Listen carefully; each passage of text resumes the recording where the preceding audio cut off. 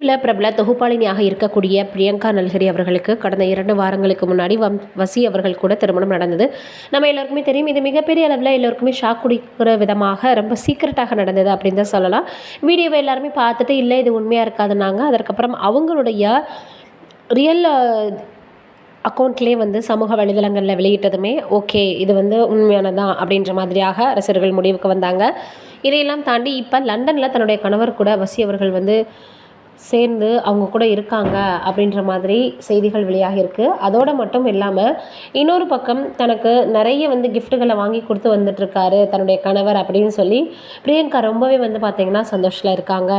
குறிப்பாக இப்போ அவங்களுக்கு விலை உயர்ந்த கார் ஒன்று இம்போர்ட் பண்ணி வாங்கி கொடுத்துருக்குறாராம். அவங்களுக்கு பிடித்த கலர், அவங்களுக்கு பிடித்த மாடல் அப்படின்னு எல்லா ஃபீச்சர்ஸும் இருக்கிற மாதிரியாக இப்போ ஒரு காரை வசி அவர்கள் வாங்கி கொடுத்துருக்குறாங்க. இதனால் அவங்க ரொம்பவே சந்தோஷம் அடைஞ்சிருக்கிறாங்களாம். அதையும் தாண்டி லண்டன் போனதுமே நிறைய எக்ஸ்ப்ளோர் பண்ணுறது, லண்டனை சுற்றி காத்துறது அப்படின்னு ரொம்ப சர்ப்ரைஸான சில விஷயங்களை பண்ணுறாரு. ஆனால் ஏற்கனவே பிரியங்கா அவர்கள் சென்னையில் இருந்ததை விட அவர் கூட வெளிநாடுகளில் நிகழ்ச்சிகளுக்காக போனது அதிகம் அப்படின்ற மாதிரியான செய்திகளும் வெளியாகி இருந்தது. இந்த சூழ்நிலையில் இப்போ திருமணமாகி போனதுக்கு அப்புறமாக அவருடைய வரவேற்பை வேறு மாதிரியாக இருக்குது அப்படின்னு ரொம்பவே நெகிழ்ந்து போயிருக்காங்களாம் பிரியங்கா. இதை பார்த்து அவங்களுடைய ரசிகர்கள் இவங்களுடைய வாழ்க்கை மென்மேலும் தொடரணும், நல்லபடியாக இருக்கணும் அப்படின்ற மாதிரி வாழ்த்துக்களை சொல்லி வந்துட்டுருக்காங்க.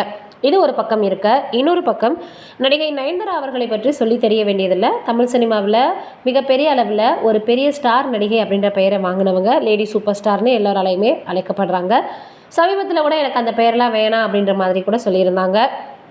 இதையெல்லாம் தாண்டி நிறைய பிரச்சனைகள் அவங்களுக்கு வந்துக்கிட்டே தான் இருந்தது, ஒன்று போக ஒன்று. இப்போ டெஸ்ட் அப்படின்ற திரைப்படத்தில் நடிச்சிருந்தாங்க. அது டைரெக்டாக ஓடிடியில் வெளியாச்சு. ஆனால் இவங்க எதிர்பார்த்த அளவுக்கு அது வரவேற்பை கொடுக்கல அப்படின்றது இன்னொரு பக்கம். இதெல்லாம் ஒரு பக்கம் இருக்க, இப்போ சிரஞ்சீவி அவர்கள் கூட நடிக்கிறதுக்கான வாய்ப்பு நயன்தாரா அவர்களுக்கு வந்திருக்கு. அவங்க கதையெல்லாம் கேட்டு ஓகேலாம் சொல்லிட்டாங்களா. ஆனால் அங்கே அவங்க வச்சுருக்கதா ஒரு பெரிய ட்விஸ்ட்டு. அதை பார்த்துட்டு எல்லாருமே என்னடா நயன்தாரா அவர்கள் இப்படி சொல்லிட்டாங்களேன்னு கேட்டு வந்துட்டுருக்காங்க.